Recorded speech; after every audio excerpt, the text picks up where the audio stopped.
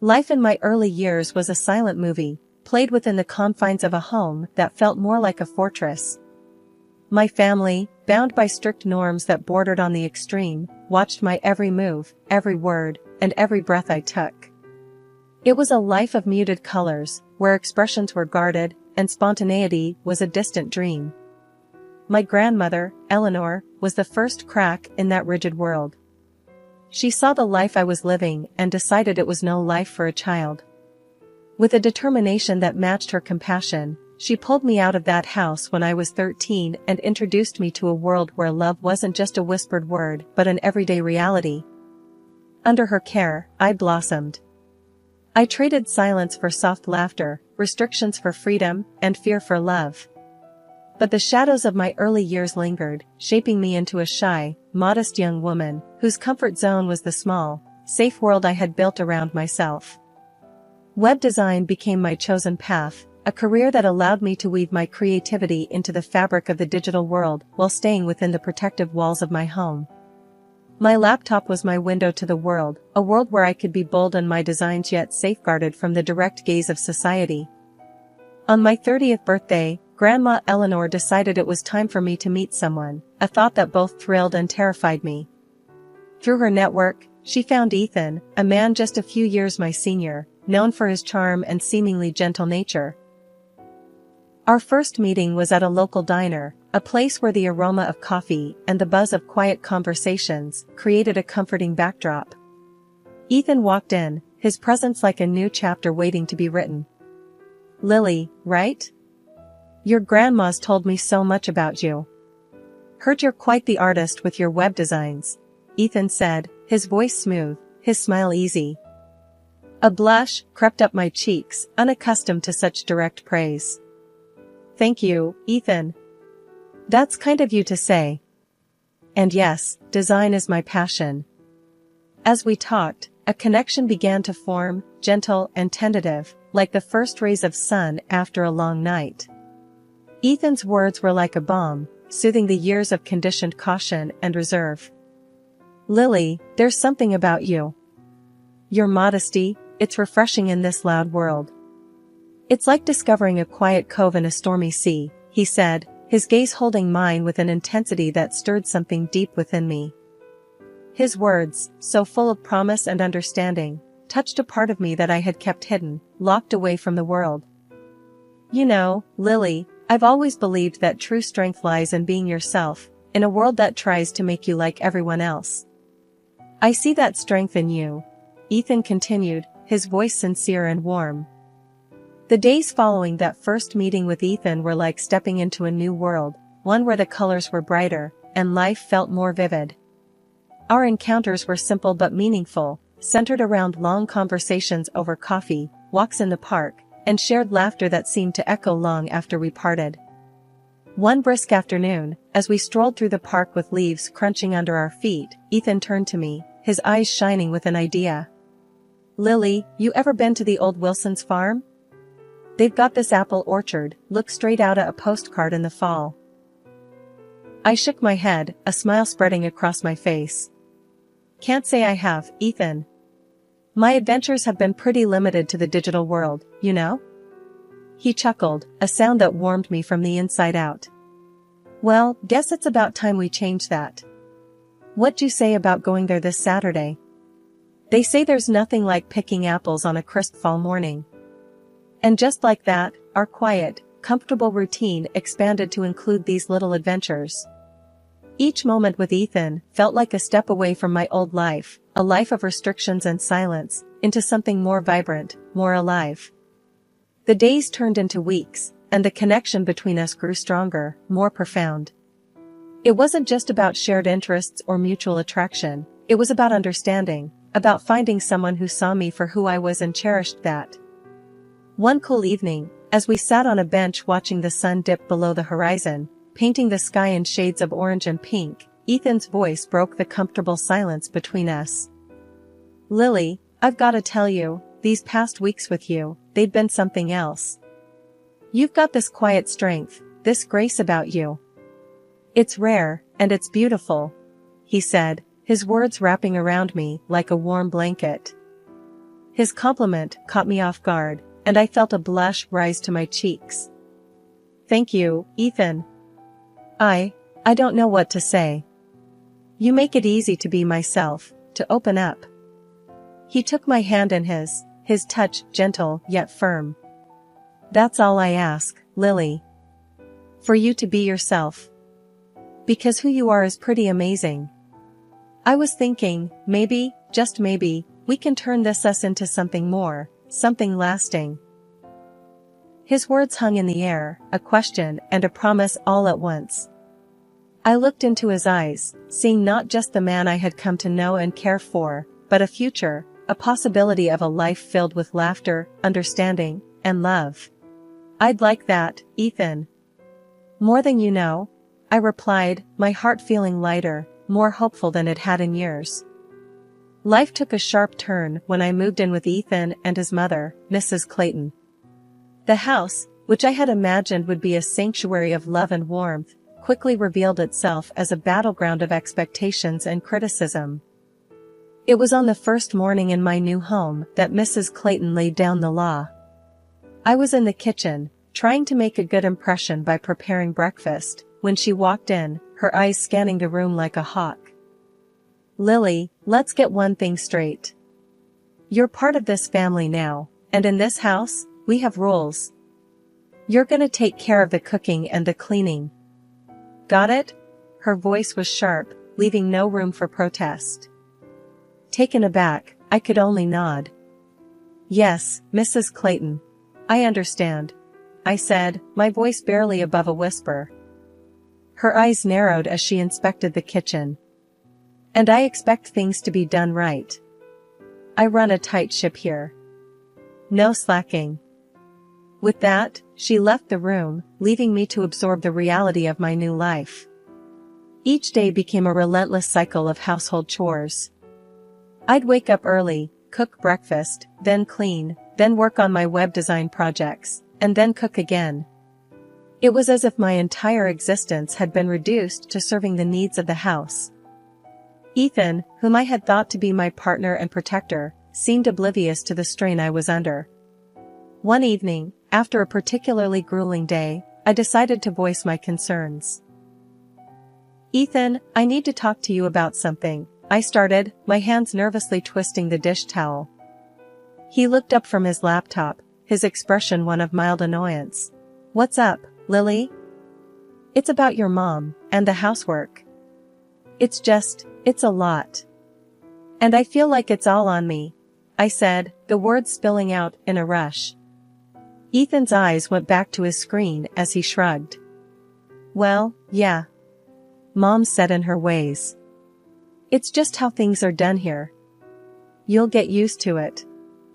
But, Ethan, it's not fair. It's not right. I'm working too, and I have my own life. I'm not just here to cook and clean, I protested, feeling a spark of defiance ignite within me. Ethan sighed, a sound of exasperation. Lily, don't make a big deal out of this. Mom's the boss of the house.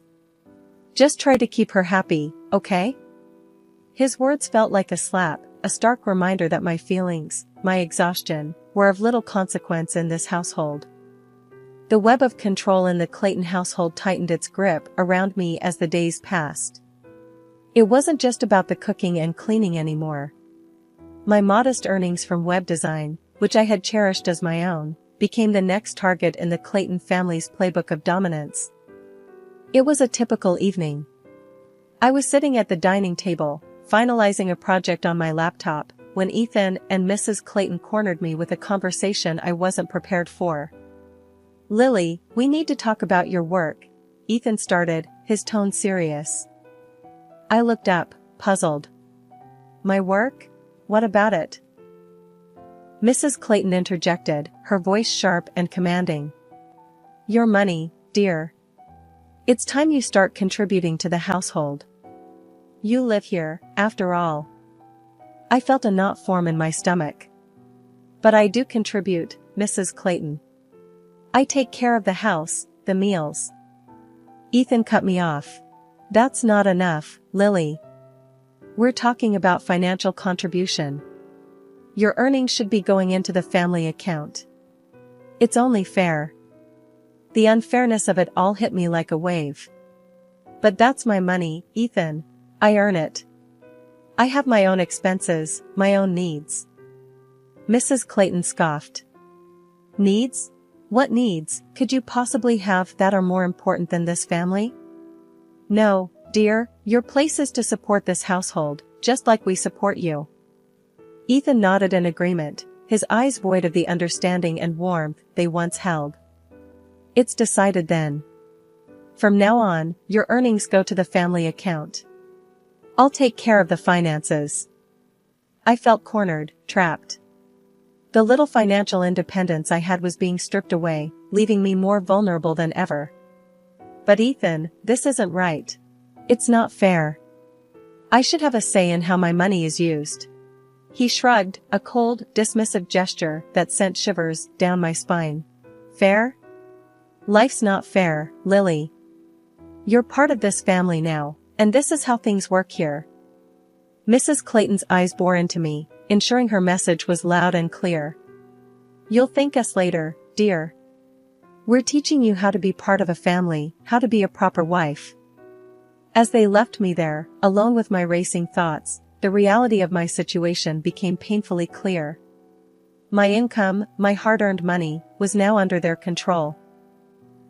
Trapped in the Clayton household, my life had become a never-ending cycle of servitude. The financial control Ethan and his mother exerted over me was suffocating.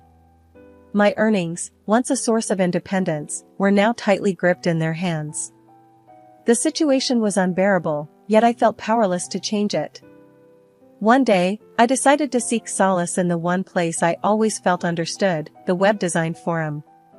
Typing away on my laptop, I poured my heart out to Sarah, a fellow designer I had befriended online. Sarah, I'm in a bad place. Ethan and his mom, they're controlling everything, even my earnings. I don't know what to do, I typed, the words on the screen blurring through my tears. Almost instantly, Sarah's reply popped up. Lily, that's not right. They're manipulating you. That's financial abuse, you know. Her words were a jolt of reality. Abuse? I typed back, the word feeling foreign yet painfully accurate. Yes, abuse. Lily, you need to protect yourself. Read up on psychological abuse and financial control. Knowledge is power, Sarah urged. Taking her advice to heart, I started reading. Books on psychology, articles on financial abuse, stories of people who had walked the path I was on. The more I read, the clearer the picture became. Ethan and Mrs. Clayton weren't just overbearing, they were abusers, using manipulation and control to keep me under their thumb. One evening, as I was absorbed in a book on psychological growth, Mrs. Clayton barged into my room, her eyes scanning the title in my hands. What's this nonsense you're reading, Lily? She demanded, her voice dripping with disdain. It's a book on personal growth, Mrs. Clayton, I replied, a newfound strength in my voice. She snorted, personal growth? Don't fill your head with such rubbish. Your place is here, taking care of this family, not reading silly books. But her words, which would have once sent me into a spiral of self-doubt, now bounced off me. I had begun to see through their game, to understand the dynamics of control and abuse. Ethan, your mother thinks my reading is rubbish, I said later that evening, hoping to find an ally in him. Ethan, however, was far from supportive. Mom's right, Lily. You're getting ideas above your station. Focus on your duties here. That's what's important. His words were a crushing blow, yet they only fueled my determination. It was clear now, I was alone in this fight. But I was no longer the timid, compliant Lily they thought they knew. The knowledge I had armed myself with was my weapon, and I was ready to use it. Life at the Claytons had pushed me to my limits. I had been enduring, silently suffering under the weight of their control and manipulation. But everything changed the day fate intervened in the most unexpected way. It was a regular morning, and I was out running errands, lost in my thoughts, when suddenly, out of nowhere, a car came speeding around the corner. Before I could react, everything went black. I woke up in a sterile hospital room, my body aching and my mind foggy. As my vision cleared, I saw Ethan and Mrs. Clayton standing by my bedside. But their expressions weren't of concern or worry, they were of irritation and anger. "Lily, what were you thinking, wandering around like that? Do you have any idea how inconvenient this is for us?" Ethan's voice was harsh, void of any warmth. Mrs. Clayton chimed in, her words sharp and cold. "Yes, and now who's going to take care of the house, the cooking, the cleaning?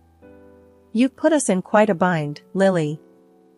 I lay there, stunned, not by the pain from my injuries, but by the sheer lack of empathy from the people I had been living with.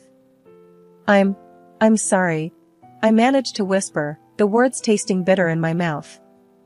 Ethan's face twisted into a scowl. "Sorry doesn't cut it, Lily. We need you back on your feet, taking care of your responsibilities. This little stunt of yours is unacceptable." Mrs. Clayton nodded in agreement, her eyes scanning me with disdain. "Absolutely. And once you're back, we expect you to make up for the lost time. No slacking." Their words, their complete disregard for my well-being, lit a fire within me. It was the turning point, the moment I realized that I was nothing more than a convenience to them, a tool to be used and discarded at will. "Enough," I said, my voice stronger than I felt. "I'm not your maid, not your cook, not your ATM. I'm a human being, and I deserve respect, care, and empathy, none of which you've shown." Ethan's eyes widened in shock, clearly not expecting resistance. "Lily, you're not thinking straight. You need to calm down and think about your duties, your place in this family." But I was done. Done with being told my place, done with being treated like a nobody. "My place," I said, my voice steady, "is not here, not with you. I deserve better, and I will have better." The doctor walked in at that moment, breaking the tension. He explained my injuries, the fractures, and the long road to recovery. Ethan and Mrs. Clayton's faces fell as they realized the implications, the weeks of convalescence, the medical expenses, and the absence of their obedient housekeeper. Ethan, his voice laced with frustration, turned to me. "If you think you're going to sit back and enjoy a vacation at our expense, you're mistaken. If you're not back on your feet and fulfilling your duties in a month, consider this marriage over." For the first time, his threat didn't scare me, it liberated me. "Ethan," I said, a smile tugging at the corners of my bruised lips, "I'm ready for that divorce. It's the best news I've heard in months." Their shocked faces were the last things I saw before they stormed out of the room. Lying in that hospital bed, I realized the crash hadn't just broken my bones, it had shattered the chains that bound me. A couple of days after Ethan and Mrs. Clayton's disastrous visit, a nurse wheeled in a small cart with my personal belongings, a bag that Ethan had left for me. Among the items was my laptop, my gateway to the world and, more importantly, to my independence. As I slowly, painfully opened the laptop, the screen welcomed me like an old friend. I was about to embark on the most crucial project of my life, my liberation. I began by drafting an email to my lawyer, detailing the years of financial control, emotional manipulation, and the recent threats from Ethan and his mother. My fingers trembled, but with each word typed, I felt stronger, more in control. A few days later, Ethan came to visit, his demeanor a mix of anger and disbelief. "Lily, what's this nonsense about a lawyer? You think you can take me on?" he scoffed, his voice echoing off the sterile walls. I looked at him, my resolve unwavering. "It's not nonsense, Ethan. It's the truth. I'm done being your puppet. I'm taking back my life, my money, my dignity." He laughed, a cold, harsh sound. You don't have the guts. You're nothing without me, without us." But I wasn't the old Lily anymore. "Watch me, Ethan. You and your mother have controlled and used me for long enough. Those days are over. His face reddened, a vein throbbing in his neck. You'll regret this, Lily. You'll come crawling back. I shook my head, a small smile playing on my lips. I'd rather crawl through fire than come back to you. After Ethan stormed out, the days blended into weeks. My body was healing, but more importantly, my spirit was healing too. I spent hours reading, learning, and preparing for the battle ahead. The hospital room, once a symbol of my vulnerability, had become my war room. The day I was discharged from the hospital marked the beginning of my new life. Grandma Eleanor, frail, but with a spirit as strong as ever, was by my side as I walked out of the hospital. Her eyes, filled with tears of pride and relief, told me all I needed to know. I was on the right path. Grandma, I'm scared, but I'm ready, I told her, my voice steady. She squeezed my hand. I know, my dear. And you're not alone. We're in this together. The journey back to Grandma Eleanor's house was quiet, but it was a silence filled with determination and hope. The old Lily was gone, and in her place stood a woman ready to reclaim her life, one step at a time. The morning of the hearing, Grandma Eleanor and I sat at the kitchen table, a silent understanding between us. Lily, you ready for this? She asked, her voice steady but laced with concern. I nodded, feeling a surge of strength from her unwavering support. I am, Grandma. It's time to put an end to this, once and for all. At the courthouse, the atmosphere was tense.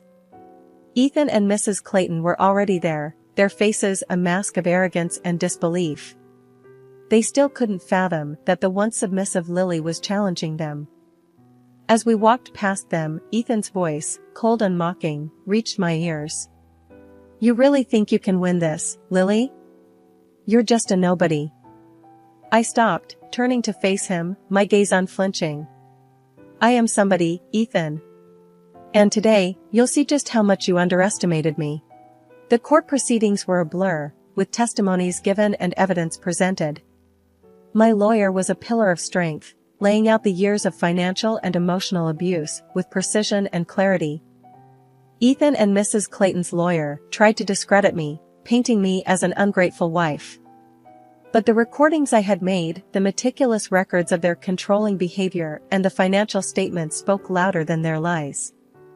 As the judge pronounced the verdict, favoring me and granting significant compensation, the look of shock and defeat on Ethan and Mrs. Clayton's faces was a sight I would never forget. Outside the courthouse, Ethan approached, his demeanor now that of a defeated man. Lily, please, let's talk about this. We can settle it without the compensation. You don't have to do this.